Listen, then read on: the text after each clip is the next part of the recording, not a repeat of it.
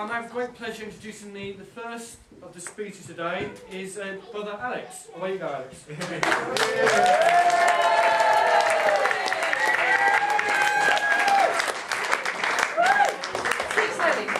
Ladies and gentlemen, can you hear me at the back? No! I'm going to speak up. Can you hear me now? Good. I've met most of you now, but for those of you who perhaps don't know who I am, my name is Alex, and I am lucky enough to be Eleanor's brother. Obviously she made me start off with saying that. It's a great honour to be asked to stand here and to say a few words to you all.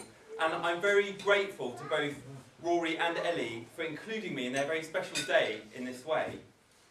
And I was particularly pleased to be able to give her away this morning. No, really. But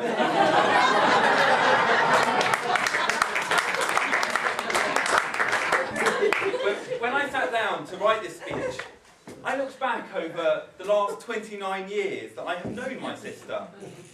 And I thought of the many qualities she has that I might be able to tell you about.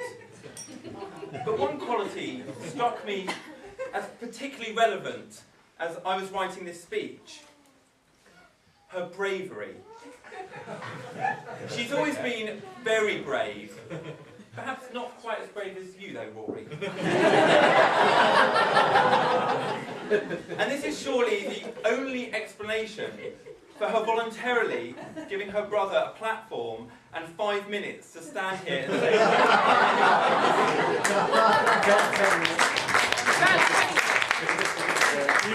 I do, after all, have nearly 3 decades of horrendously embarrassing and humiliating stories at my disposal. But with so many to choose from, please forgive me if I keep them to a minimum to save my throat.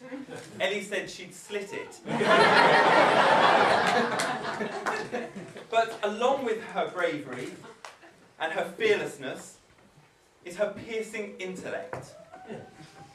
She's actually one of the cleverest people I know, far smarter than me, much to my annoyance. Thankfully, though, obviously I got the looks. Actually, not a joke. Sure. This is the person who's able to deduce her 6 times tables at the age of 4 from lying in bed at night and looking at the patterns of roses on her bedroom wallpaper. At the age of 4, I was still licking the wallpaper. I actually still don't know my 6 times table. I'm actually not joking. Why do you think my sister will never let me prescribe her any medication? It is well known in my family that Ellie was a very quick developer. Imagine the humiliation. Imagine the humiliation when it became evident that she was able to do all of my homework despite her being 2 academic years below me. But, just to rub salt into the wound, she would do it peering across the dining room table, so it was actually doing it upside down. Now, some people might call this outstanding, precocious intellect. I like to think of it as being a bloody show-off. Ellie is, in fact, an incredible person, and I feel privileged to be able to call her my sister. Make the most of that, because I am never going to say that. She has many talents, one of which is that she's a very gifted performer.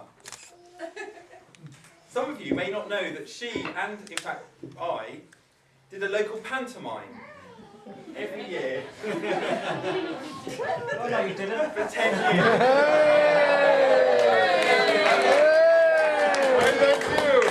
Heckles at the back. The last pantomime we did together was Robin Hood. And I played the villain, King John, and I had great fun terrorising Ellie on stage, as she was the heroine.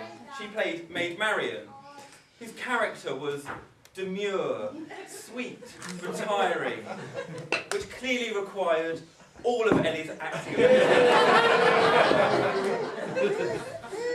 But it wasn't just on the stage that Ellie used her talents for performing.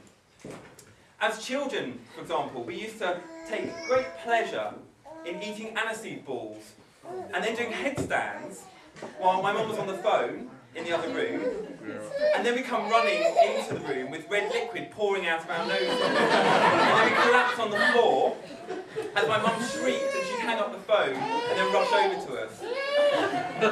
Similarly, I'm sure Auntie Anne will remember the time when we visited her in Lyme Regis. Now, before we went to visit her, we'd gone to a costume shop and we bought some special effects makeup designed to mimic the effects of a nuclear explosion.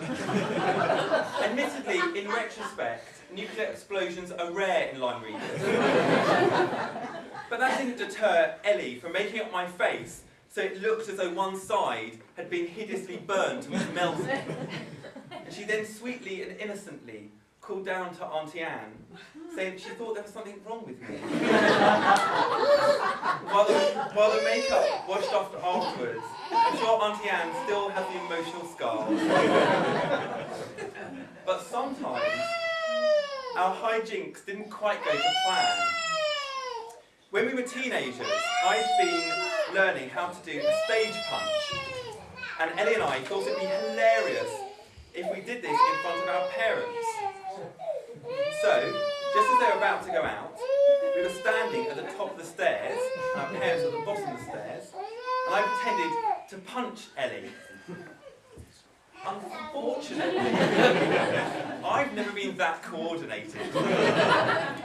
So, rather than miss her, as intended, I actually smacked her full in the jaw, sending her toppling backwards down the stairs.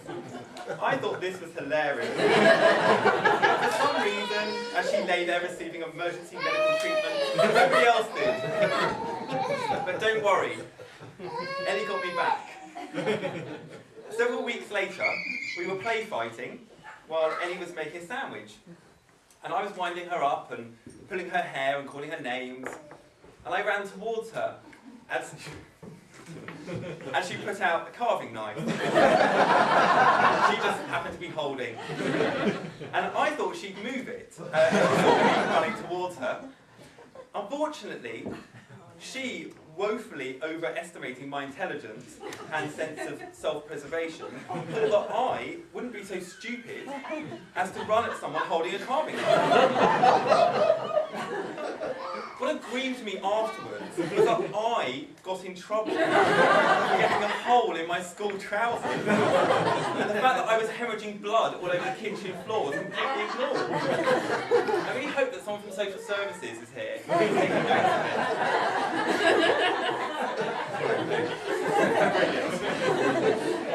Now, I wouldn't want you to think that our relationship when we were growing up was marred by sibling violence. No, of course not. There were times when we were both asleep. But in all seriousness, Ellie is a very gentle and kind person. And one of my earliest memories is of us taking a hilltop walk with my family while we were on holiday. Now, as surprising as this sounds, I was not always the tough, rugged person. No, when I was very little, I was a little bit, shall we say, finicky and delicate. Now, part of the walk involved walking through a field of very long grass. Now, I didn't like this. It didn't go with the clothes I was wearing. The grass was really tall, and in fact it was nearly as tall as I was. And I was wearing shorts, and I was petrified that something would run out of the grass and sort of run up my leg and bite me. And my parents, ever doting, decided that they'd had enough of me and my whining, and so they abandoned me in the middle of the field, screaming and crying. Again, I hope you're taking notes. It was, of course, Ellie, 18 months my younger, who came to my rescue. 15 months? Oh, yeah, actually, it's only 15 months. I have a very, very vivid memory of her rushing back and forth genuinely horrified, as she thought my parents might really leave me. Before she realised about this speech. before she realised that the only thing to do was to come back, take me by my hand, and lead me through the grass herself. Later on, we had an argument, she bit me.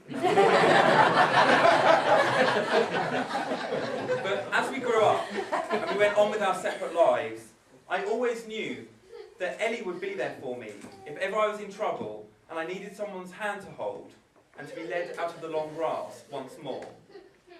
That's the kind of person my sister is. Loyal, thoughtful, kind and compassionate. I think she'll make a wonderful wife, and I'm so pleased she has found Rory. They're a lovely couple, and I'm so happy that I now have Rory as a brother-in-law. I also want to take this opportunity to wish them a lovely honeymoon. They are, of course, going to Thailand. And those of you who follow the news know about the civil unrest there. They're very lucky, in fact, to be going. I suggest to you that Ellie choosing to visit a country and riots and pandemonium on the streets of the chosen country are perhaps not unrelated. But this aside, I hope they have a wonderful time and that it is the start of a very long and happy marriage. Now, Ellie has insisted that she has a toast all to herself, and as I'm sure Rory can testify, what Ellie wants, Ellie gets. So, it only remains for me to get you all on your feet,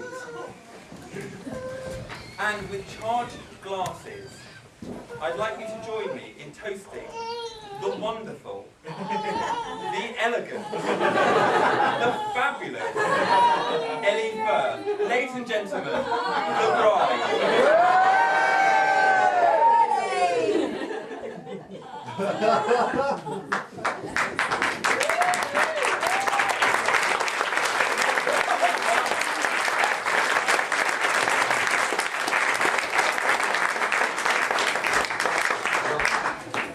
Thank you, Alex, for a fantastic speech. I've known Rory now for 10 years, and I have to say I don't think I've ever seen him as happy as today. He's just... Was that week exactly?